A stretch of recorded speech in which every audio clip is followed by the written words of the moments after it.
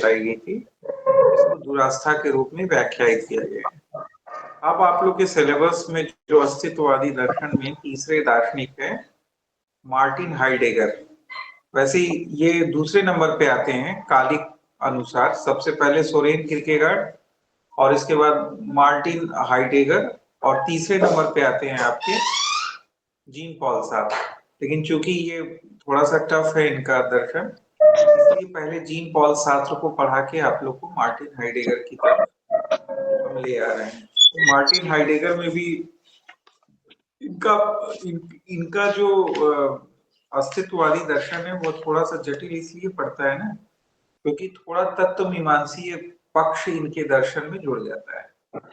और वह तत्व मीमांसीय पक्ष किस प्रकार से जुड़ता है उसकी चर्चा अभी हम लोग जस्ट करेंगे। जो लोग पिछले क्लास में थे पहले वाले, वो लोग तो सारी चीजों को देखेंगे ही कि किस प्रकार से ये सारी चीजें हो रही हैं, लेकिन जो अभी अभी इस बार क्लास कर रहे हैं तो उनके लिए तो ये सारी चीजें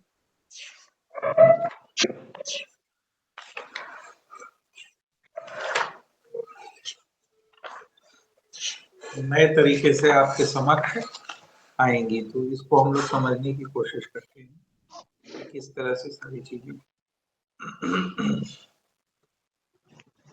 देखिए यहाँ पर दो तीन चीजें हम थोड़ा सा स्पष्ट करेंगे। पहले जो मूल रूप से आप लोग के दर्शन में सिलेबस में आप लोग के ये मार्टिन हाइडेगर के दर्शन का जो पक्ष सम्मिलित किया गया है, उसको पढ़ाने से पहले थोड़ा सा हम ये स्पष्ट करेंगे कि वो बेसिक रूप से क्या चाह रहे होते हैं, जिसको कहते हैं ना कि उनका उद्देश्य क्या रहता है। ये जो दर्शन वो प्रस्तुत करते हैं मार्टिन हाइडेगर अपने अस्तित्ववादी दर्शन को, वह किस मूल उद्देश्य को लेकर चलते हैं, और फिर यह देखने का प्रयास करेंगे कि इनके दर्शन पर किस प्रकार के विचारों का प्रभाव है, किस तरह के विचारों का इम्पैक्ट है, जिसके प्रभाव में वो अपने दर्शन को पोषित पल्लवित विवेचित कर रहे होते हैं। उसको हम लोग डिस्कस करने की कोशिश करेंगे, नंबर एक।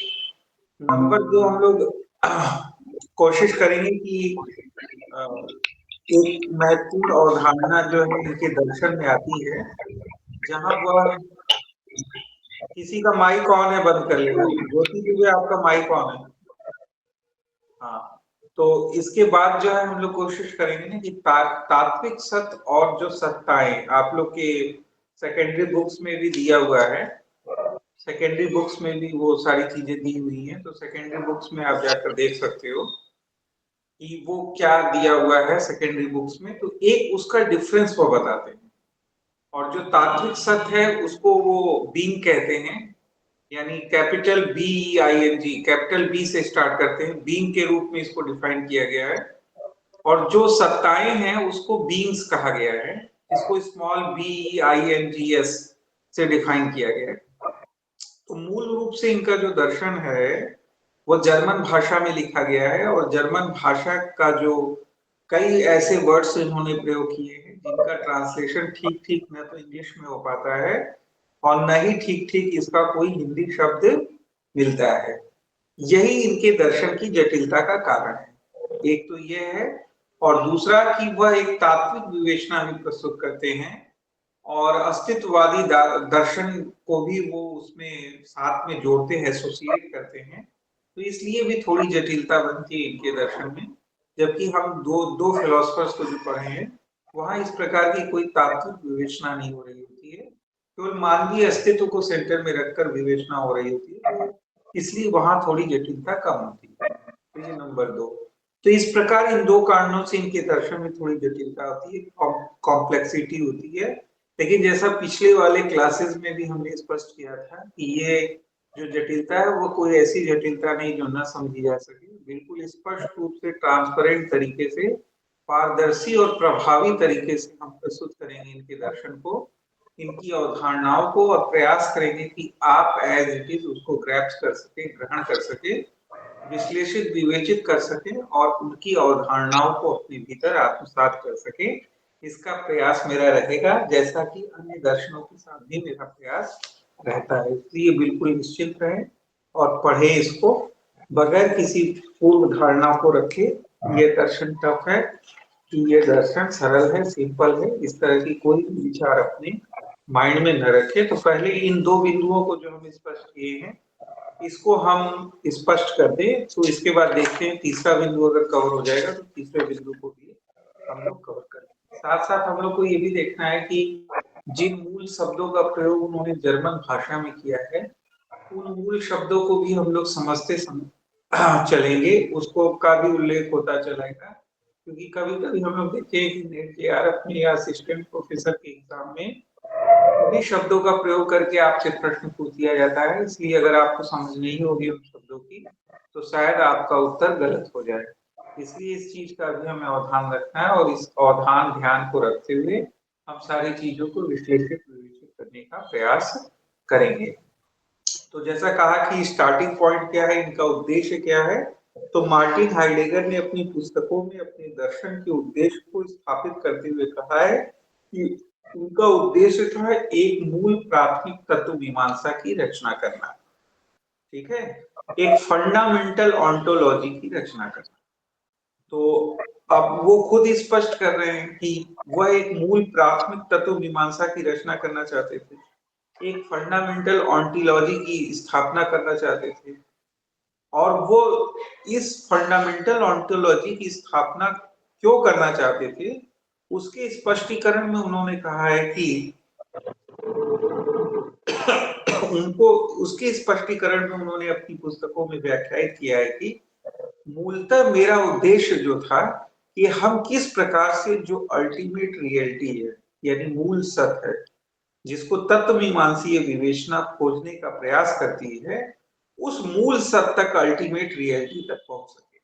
जैसा कि हम यहाँ पर चर्चा करना चाहेंगे कि हम लोग ने जैसे रसेल को पढ़ा था और विटगेन्स्टीन को पढ़ा, मूर को पढ़ा, कई लिंग्विस्टिक फिलोसफर्स पढ़े, और उसमें से हम रसेल की चर्चा यहाँ मुख्य रूप से करना चाहेंगे कि रसेल का भी उद्देश्य क्या था कि वो चाहते थे कि कुछ ऐसे फंडामेंटल रियलिटीज को, अल्टीमेट रियलिटीज को वो ढूंढ सके जिन अल्टीमेट रियलिटीज के माध्यम से जगत को व्याख्यायित किया जा सके।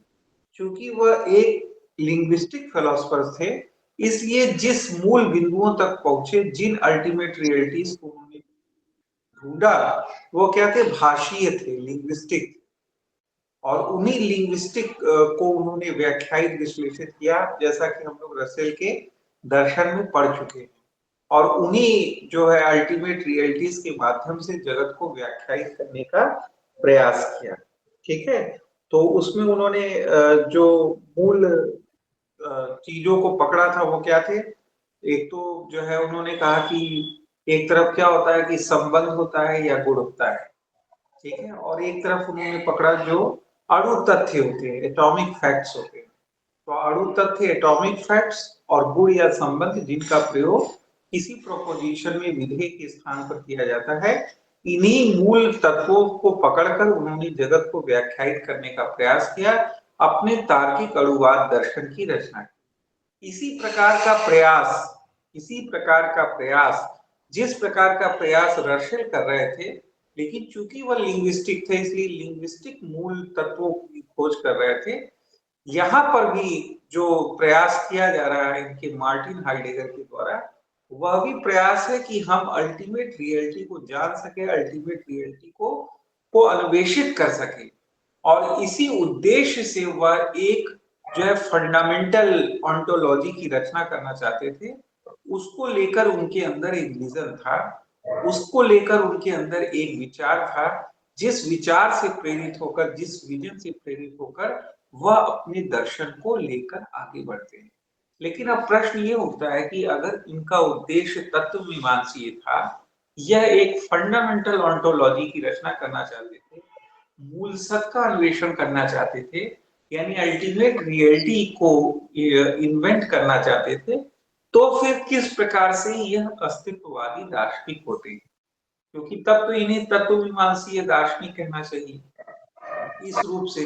लेकिन जिस प्रकार हम लोग देखते हैं कि जिस मूल शब्द के संदर्भ में वह कह रहे होते हैं, जिस मूल शब्द को खोजने के संदर्भ में वह कह रहे होते हैं, कौन, रसेल कह रहे होते हैं, और लिंग्विस्टिक फिलोसफर होने के कारण जिन मूल सत्य अल्टीमेट रियलिटीज को ढूंढ रहे होते हैं वो भाषीय होते हैं। इसी प्रकार यहाँ पर भी एक ट्विस्ट आता है और वो कहते हैं कि जिस मूल सत्य को हमें ढूंढना है, जिस मूल सत्य तक हमें पहुंचना है, इस मूल सत्य तक पहुंचने का एक मार्ग है, वह है मानवीय अस्तित्व का विश्लेषण। इसीलिए एक प्रसिद्ध स्टेटमेंट है इनकी, मार्टिन हाइडेगर की, जहां उन्होंने कहा है, जो आपकी पुस्तकों में दिया है और एज इट इज आपके नेट जेआरएफ के एग्जाम्स में पूछा जा सकता है, जिसमें वो कहते हैं कि क्या मानवीय अस्तित्व ही या मानव ही मूल सत्य का झरोका है। झरोका शब्द का यूज किया है।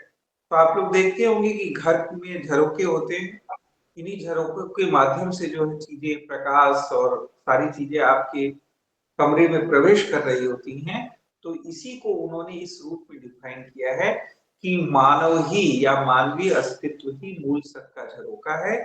यानी इसी माध्यम से, मानवीय अस्तित्व के विश्लेषण के माध्यम से ही हम मूल सत्य तक पहुंच सकते हैं, मूल सत्य को अन्वेषित कर सकते हैं।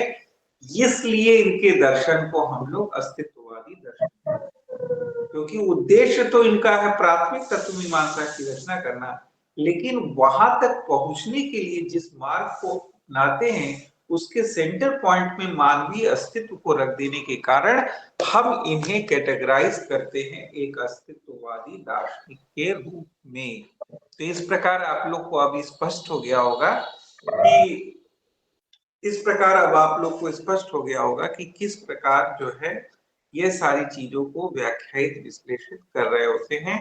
इन सारी चीजों को आप लोग अपने अवधान में रखिएगा, ध्यान में रखिएगा कि क्योंकि किसी भी फिलॉसफी को पढ़ने से पहले, किसी भी फिलोसोफर को जानने से पहले, अगर आप थोड़ा सा होमवर्क कर लेंगे कि वह किन उद्देश्यों को लेकर चल रहा होता है, किन प्रभावों से प्रभावित होकर अपने विचार, अपने दर्शन को रख रहा होता है, तो आपको उस दर्शन की समझ बनाने और धारणाओं को समझने में बहुत आसानी होगी।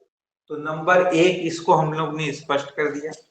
नंबर दो, जिस बिंदु को हम लेकर, नंबर एक में ही एक बिंदु तो ये था कि किस उद्देश्य से लेकर चलते हैं, और पहले ही बिंदु में हम यह स्पष्ट भी करना चाहते थे कि इनका दर्शन किससे प्रभावित हो रहा था, किस तरह के विचारों से प्रभावित होकर वह इस प्रकार के दर्शन की ओर बढ़ रहे थे, अपने दर्शन विचारों को प्रस्तुत कर रहे थे, उसको हम समझने की कोशिश करते हैं। तो पहले बिंदु के अंदर दूसरा पॉइंट के रूप में हम जाएंगे। तो जैसा कि हमने पहला भी स्पष्ट किया है, जब जीन पॉल सार्त्र और आपको सोरेन किरकेगार्ड के दर्शन को बता रहे थे कि ये सभी दार्शनिक जो हैं वह चेतना का एक गहन विश्लेषण करते हैं। जैसा कि हम लोग जीन पॉल सार्त्र में पढ़े भी थे, चेतना और निषेध भाव कि चेतना क्या है, निषेधों से संरचित है। चेतना एक कमी की चेतना है, और इसी कमी की चेतना को दूर करने में जीन पॉल सार्त्र कहते हैं कि मानवीय अस्तित्व चेतन निर्णय करता है, किसी को एफर्म या डिनाई कर रहा होता है। ठीक है, तो इसी एफर्म या डिनाई करने में या चीजों को टाल देने के कारण यह स्पष्ट होता है कि man is bound to be free, मनुष्य स्वतंत्र रहने के लिए अभिशप्त है। और निषेध भाव की व्याख्या के तीन बिंदुओं को हम लोग ने स्पष्ट किया था।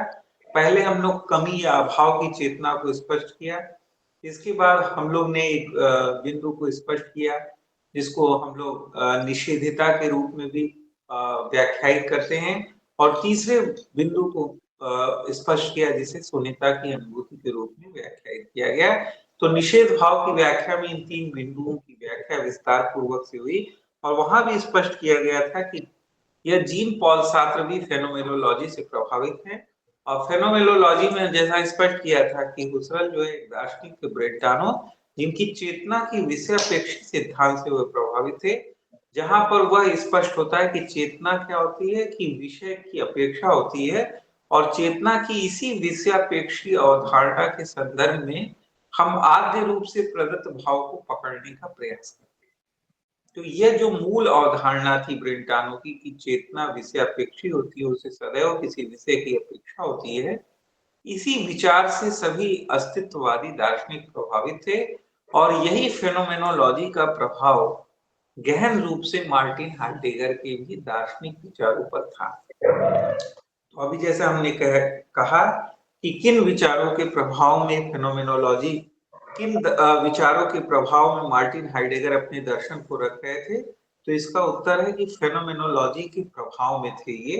और फेनोमेनोलॉजी के प्रभाव में वह अपने दर्शन को प्रस्तुत कर रहे थे, और प्रभाव इतना प्रबल था कि उनकी उनके इसके संदर्भ में उनकी एक प्रसिद्ध स्टेटमेंट कोट की जाती है, जहां वह कहते हैं कि only as phenomenology ontology is possible. ये स्टेटमेंट वो देते हैं, इंग्लिश में है कि only as phenomenology ontology is possible, यानी केवल फेनोमेनोलॉजी के रूप में ही तत्व मीमांसा संभव है। तो एक बड़ा स्टेटमेंट है, जिससे स्पष्ट हो रहा होगा आप लोग को कि कितना गहन प्रभाव था फेनोमेनोलॉजी का इनके।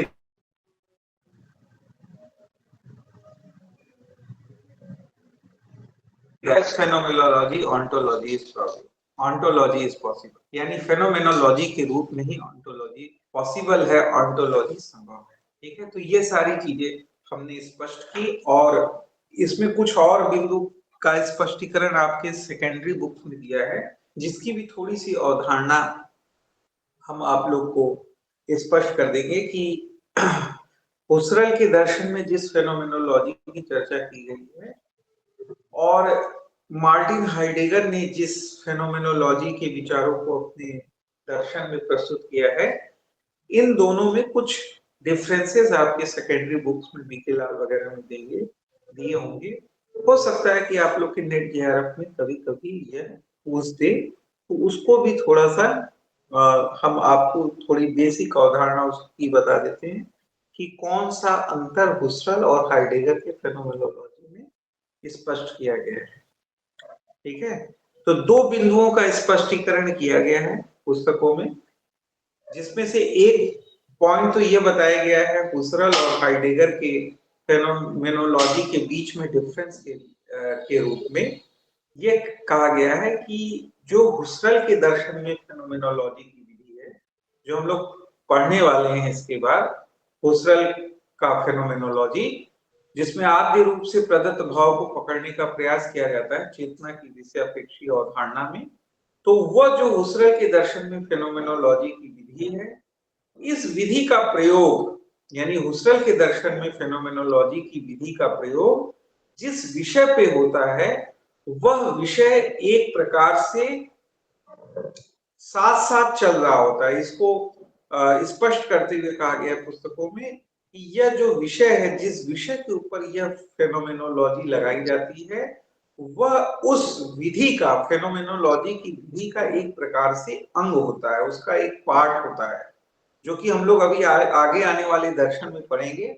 और स्पष्ट की भी किया गया है कि चेतना की विषयापेक्षता में ही हम आद्य रूप से प्रदत्त भाव को, प्रिमेटिव जो आद्य रूप से प्रदत्त भाव है, उस आद्य रूप से प्रदत्त भाव को पकड़ने का प्रयास करते हैं, और यही फेनोमेनोलॉजी की विधि है। और इस विधि का प्रयोग जिस विषय पे किया जाता है, वह विषय उस विधि के अंग के रूप में अग्रसर होता है, ऐसा स्पष्ट होता है हुसरल के दर्शन में। जबकि हाइडेगर में जो फेनोमेनोलॉजी की विधि है और जिस विषय पर इस विधि का प्रयोग किया जा रहा है, उनमें उनमें जो है वह हुसरल की तुलना में जो डिफरेंस है, भेद है, वह अधिक जो है अंडरलाइन होता है, अधिक गहन होता है, स्पष्ट होता है। तो यह एक महत्वपूर्ण अंतर है हुसरल की फेनोमेनोलॉजी में और जो फेनोमेनोलॉजी प्रयोग कर रहे होते हैं मार्टिन हाइडेगर, उनके बीच में। तो आपसे अगर कोई पूछे, फिर से हम रिपीट कर दे रहे हैं कि दोनों के फेनोमेनोलॉजी की विधि में क्या अंतर है, तो पहला आप ये कहेंगे कि हुसरल जिस विषय पर फेनोमेनोलॉजी की विधि का प्रयोग करते हैं, वह विषय विधि के अंग के रूप में बना रहता है, उसके साथ साथ अग्रसर होता है। जबकि मार्टिन हाइडेगर के दर्शन में विधि और इस विधि का प्रयोग जिस विषय के ऊपर किया जाता है, उनका भेद जो है अधिक गहन होता है, अधिक स्पष्ट होता है। यह एक अंतर होता है। दूसरा दूसरा अंतर क्या है?